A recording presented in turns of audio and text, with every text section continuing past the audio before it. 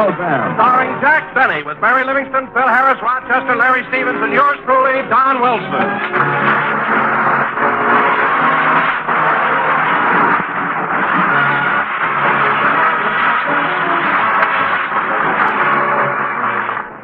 Ladies and gentlemen, about 3 hours ago, Jack Benny left home for the studio. Rochester was driving him, and on the way they had a little tire trouble. So let's go back and find out what happened. How much longer before you'll have the spare on, Rochester? Just a couple of minutes. Couple of minutes. Would have been fixed long ago if I'd have done it myself. Hand me the wrench, will you, boss? The wrench?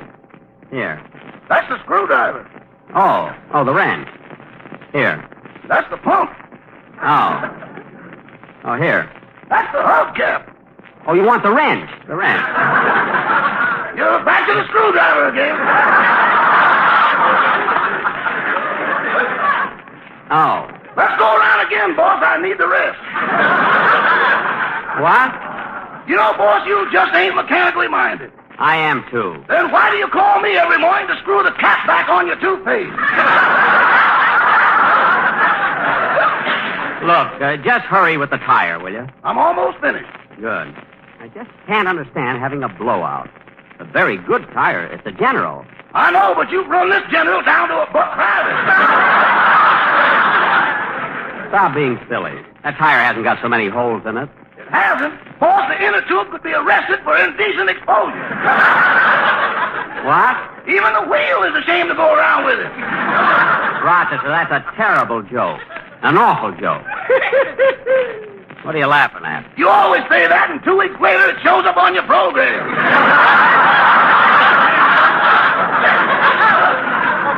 It does not. Now, come on, you're all through. Let's get going. You know, Rochester, one of the reasons I haven't fixed this car up is that I've been thinking of getting a new one. Really, boss? Yeah.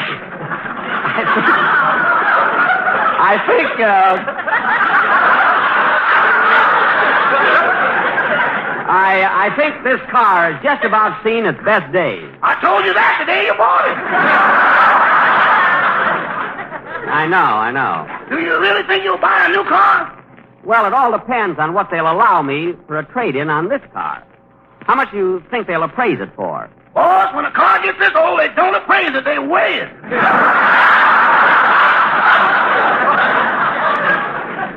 Well, they'll have to give me a good price or I won't trade. Better start looking for a parking place. Why don't we go to a parking lot? Rochester. Sorry, boss. I'm letting my post-war plans get the best of me. Here's a parking place right here in front of the studio. Okay. I'm going in. You stay here and watch the car. Yes, sir. What an automobile. This is the car that made the Irishman stop smiling. What? And drove Muntz mad. Never mind. Just stay here and wait for me. Da-da-dee-da-dum, da-dee-da-dum, da-dum-dum-dee. Oh, hello, little boy. Hello. Mr. Benny, may I have your autograph, please? Why, certainly. There you are. Jack Benny. Thank you. Say, Mr. Benny, are you really 37 years old? Well, I will be in February. How old are you, Sonny? 5. Only 5? Well, I will be in June. Well, goodbye, Sonny. I have to run away. Jackson. Oh, hello, Phil. Am I late? No, I just got here myself. Are you Phil Harris? Yeah, that's me. Do you want my autograph? Gee, I'd sure like to have it. Okay, hand me your book. There you are. Phil Harris. Thank you. Gee, aren't there supposed to be 2 R's in Harris? I don't know, kid. I spell it different every time.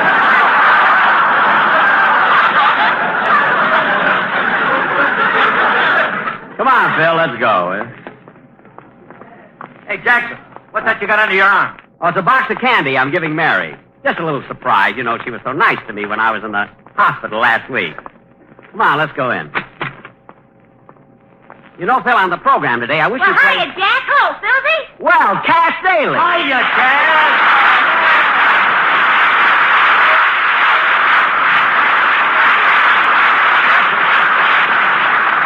Well, glad to see you, Cass. Well, thanks. And say, Jack, I'm glad I met you and Phil. I'd like to invite you to a party I'm giving Saturday night. Gosh, I've asked everybody in Hollywood. Clark Gable, Van Johnson, Bing Crosby, Cary Grant, Gary Cooper, Fred McMurray. But, Cass, they're all men. Aren't you inviting any girls? You're new around here, ain't you, bud? Oh, I see. Hey, Cass, you're a regular female wolf, ain't you? Well, you know my sponsor's motto.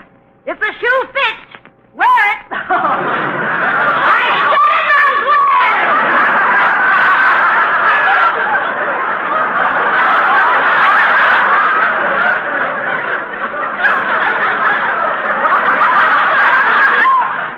Why? Well, so long, Cass. See you later. So long, Jack. You know, Phil, it's fun coming down to broadcast every week. You see the old gang like Cass Daly and all the others. Yeah. You know, Jackson Cass lives out in my neighborhood. He does? Yeah. You only get to see her once a week, but I get to see Cass daily. Oh, Harris, you said it and nobody's glad. Phil, how can you think of all those corny jokes? I don't know, Jackson. They just come to me. Well, isn't there someplace you can hide? You know, Phil, those are the kind of jokes that made the Irishman stop smiling and drove months mad. If Rochester thinks I'm going to wait 2 weeks, he's crazy. No, sir. What did you say, Jackson? Nothing. Hey, there's Larry rehearsing along. Come on, Phil, let's go over to my dressing room, will you?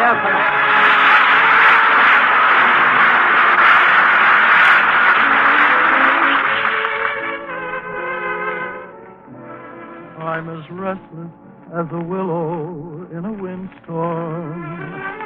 I'm as jumpy as a puppet on a string. I'd say that I have spring fever, but I know it isn't spring. I am starry-eyed and vaguely discontented, like a nightingale without a song to sing. Oh, why should I have spring fever when it isn't even spring? I keep wishing I were somewhere else, walking down a strange new street, hearing things that I have never heard from a girl I've yet to meet. I'm as busy as a spider spinning daydreams. I'm as giddy as a baby on a swing. I haven't seen a crocus or a rosebud or a robin on the wing, but I feel so gay in a melancholy way that it might as well be spring. It might as well be spring.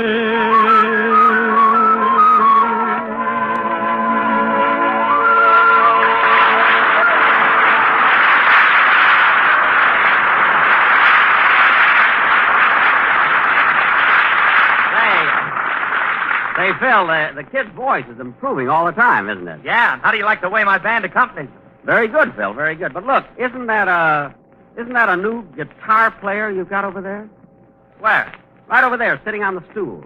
Isn't he new? No, that's Frankie. We just washed him.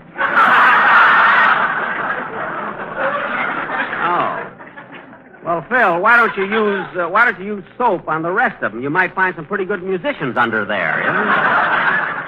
Yeah. Yeah. Phil, you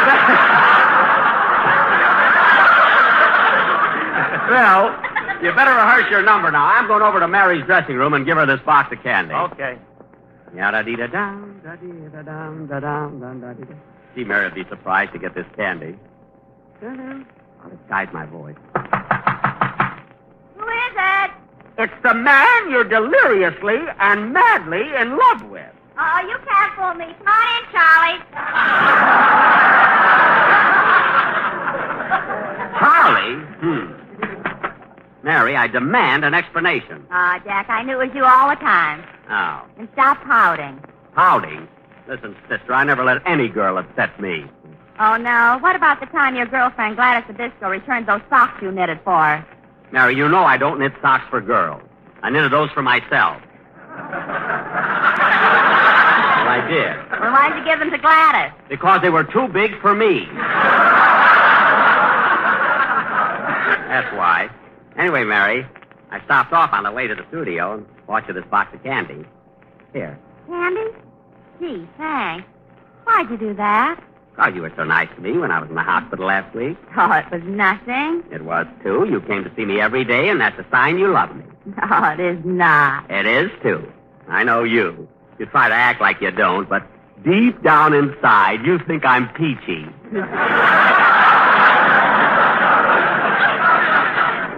Oh, sure. I think you're ginger peachy with whipped cream and a cherry on top, a root toot toot, and a tooty fruit.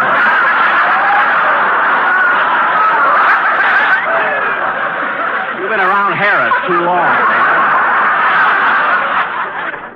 Listen, you can joke all you want to, Mary, but it's the little things you do that show me how you really feel. Like last night when I took you for a drive. That was a nice thing you did. Well, we ran out of gas. Somebody had to get out and push. Well, you didn't have to push so fast. I got a ticket.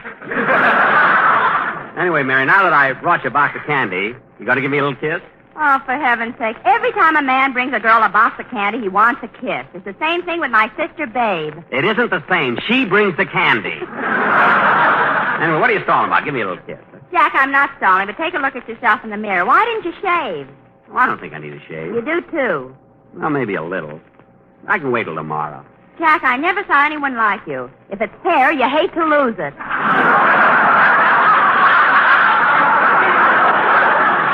I'll get cleaned up later. I got to run back to my dressing room now and get ready for the show. So long. So long. Oh, Jack, I meant to tell you, sometime when you're thinking of using a guest star, why not get Boris Karloff? Boris Karloff? Yeah, I heard him on Fred Allen's program last week, and he was wonderful. Well, what do you know? Boris Karloff and Fred Allen on the same program. That's like two totem poles broadcasting from the La Brea tar pit. I'll see you later, Mary. Okay.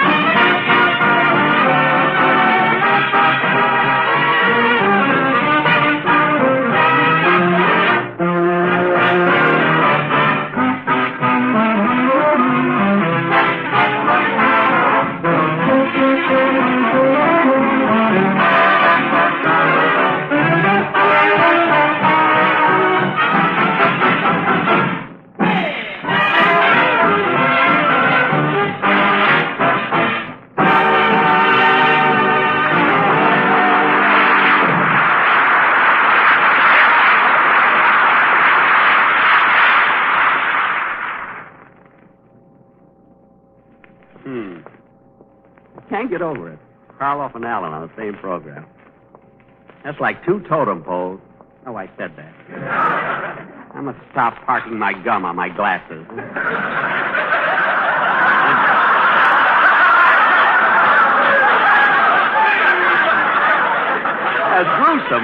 As gruesome as he is, I can't understand how... Oh, hello, Jack. What are you mumbling about? Oh, hello, Don. Say, did you hear Fred Allen's program last week? Yes. Oh, you know, he had the most terrific joke about you. He did, huh? What was it? He said the Lone Ranger wanted to follow your program because there was enough corn on it to feed his horse.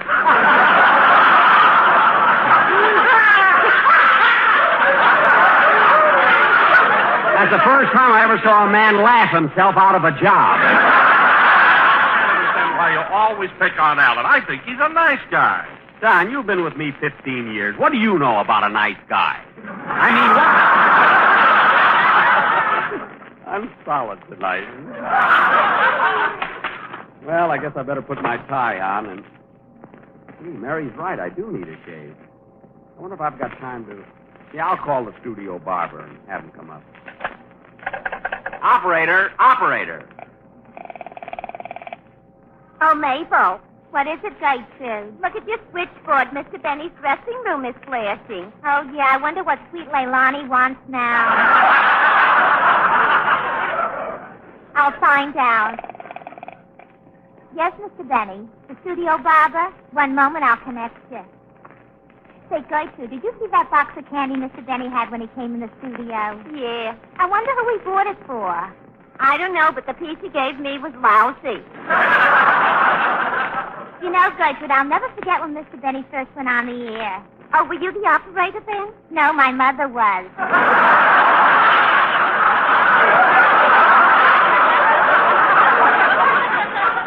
See? Did your mother tell you all about him? Yeah, but not till I was 14. You know, Mabel, I heard that on his first program, Mr. Benny came to the studio wearing spats, top hat, white tie, cutaway coat, and a chain. Did he get any laughs? Yeah, he forgot his pants. See, in those days he was even cornier than Phil Harris. Yeah, and that ain't easy. You said it. Oh, Mabel, Mr. Benny is blasting you again. Yes, Mr. Benny? I'm through with my call. Yes, sir. Oh, Mabel, may I talk to Gertrude for a minute? It won't do you any good. She thought the candy was lousy. Oh, well, never mind. Goodbye. That Mabel is cute. I wonder if her mother ever told her about me. Gee, those nights out on Sunset Boulevard where the Trocadero is now. Gosh, how time flies.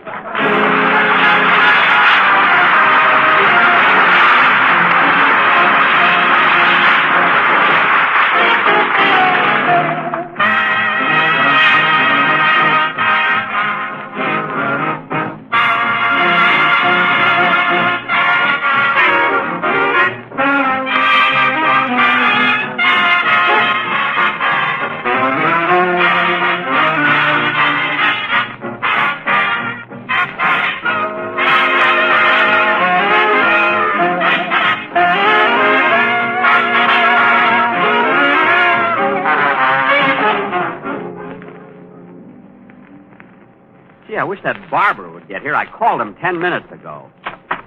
Say, Jack. What is it, Mary? I just went over the script, and do I have to do this awful joke in here? What awful joke?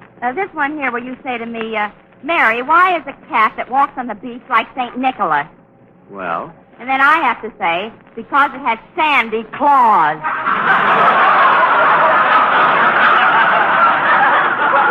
Well, Mary, you just don't get it. It's too subtle.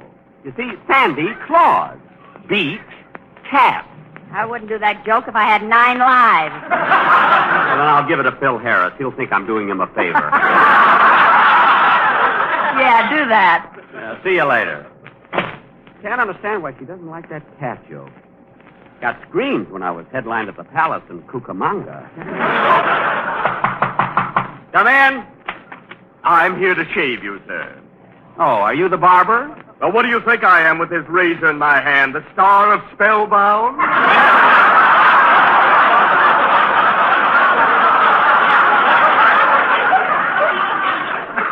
I always have to run into him. Now, let's see if I have everything. Soap, brush, razor, and plasma.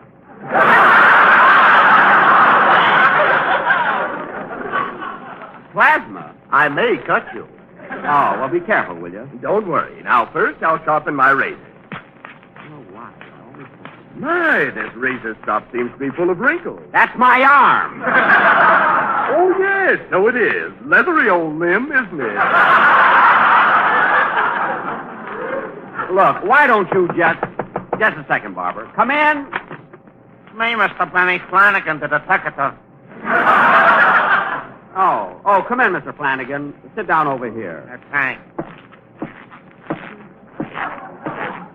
Who's there? Oh. It always sounds like I'm being followed. Tell me, Inspector, have you got any clues about the man who robbed me of the $10,000 and came back and beat me up? No, I'm here to settle an argument. My captain says that the description you gave of the crook was that he had a cauliflower ear, scar on his cheek, a broken nose, and a little wart in his chin. But I said that you said that the crook had a cauliflower ear, scar on his neck, a broken nose, and a little mole on his chin. Well, you were right, Inspector. Yeah, I know it was a little mole instead of a little wart.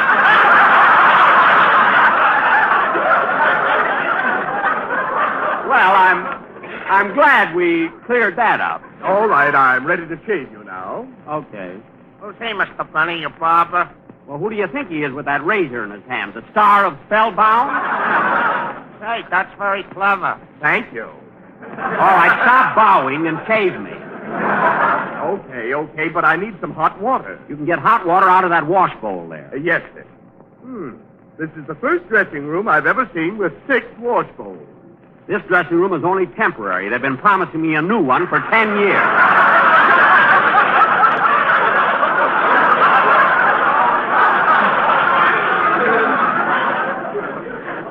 Now, Inspector,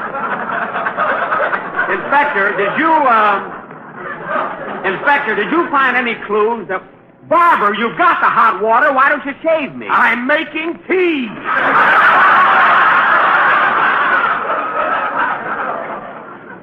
Oh.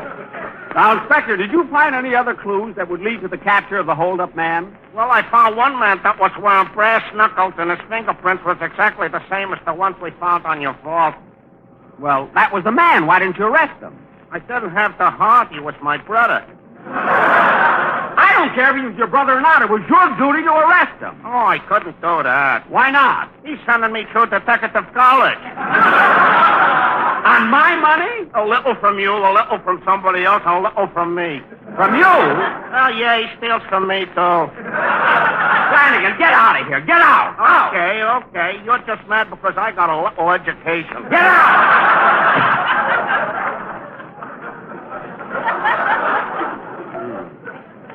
This is all Steve Bradley's fault.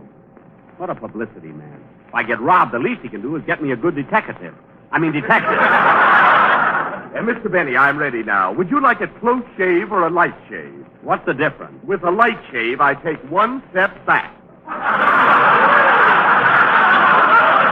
for heaven's sake. Just shave me and get it over with. Oh, what's that now? Come in. Hi, Benny. Hello. Long time no see. Oh, hello, Bradley. Fine press agent you are. What's the matter? What's wrong? What's bothering you? What's bothering me, look, I had a dream that I won $600,000 at the racetrack, and you and your publicity made everybody believe it was true. Yes. And then what happened? I get robbed of $10,000. The same man comes back and beats me up. Yeah, but Benny, And then you put a detective on the case who doesn't know Greenberg from third base. Why shouldn't I be mad?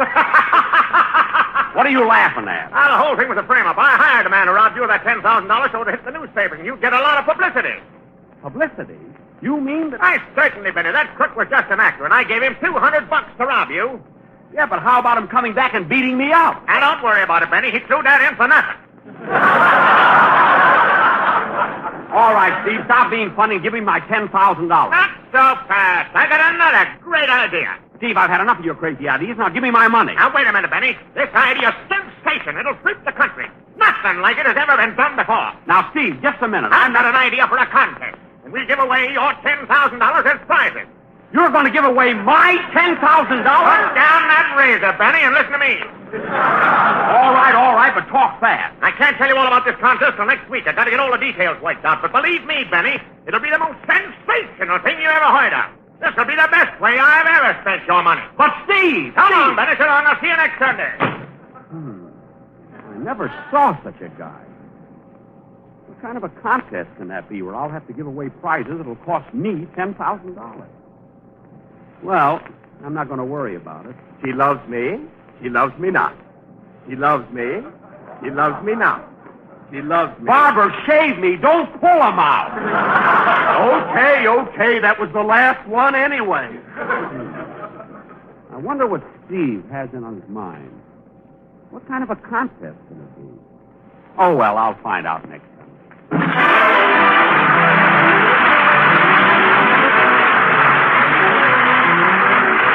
Ladies and gentlemen, be sure to listen in next Sunday and find out what this contest is all about. Is it true that Jack Benny is going to be forced to give away $10,000 in prizes? Pick him up, Mary.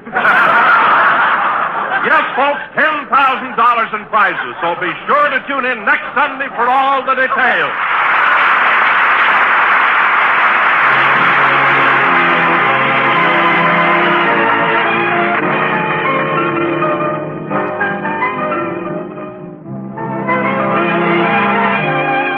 Till the end of time, long as stars are in the blue, long as there's a spring, a bird to sing, I'll go on loving you.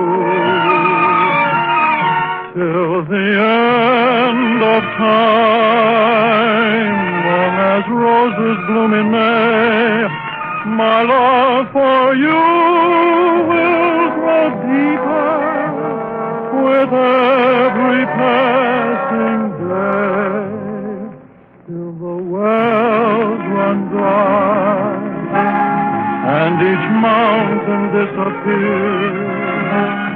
I'll be there for you, to care for you through laughter and through tears. So take my heart in sweet surrender and tenderly say that I'm the one you'll love and live for till the end of time.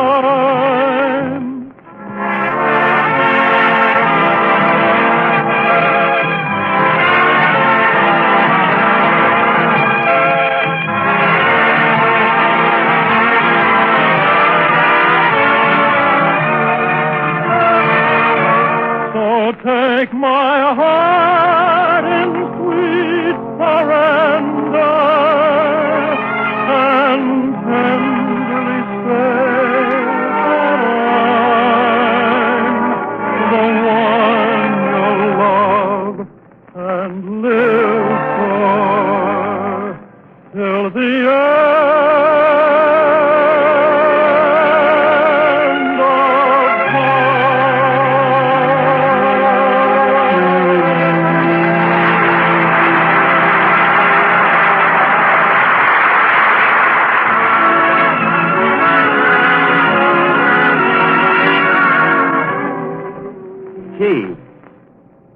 Gee, Mary, I wonder what this contest can be that Steve Bradley has in mind. I don't know, but he's crazy enough to do anything. That's what worries me.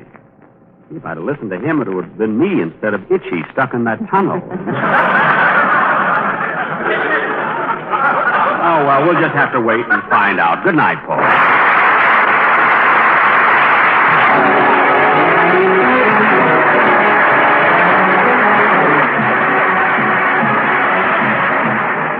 This is the Armed Forces Radio Service.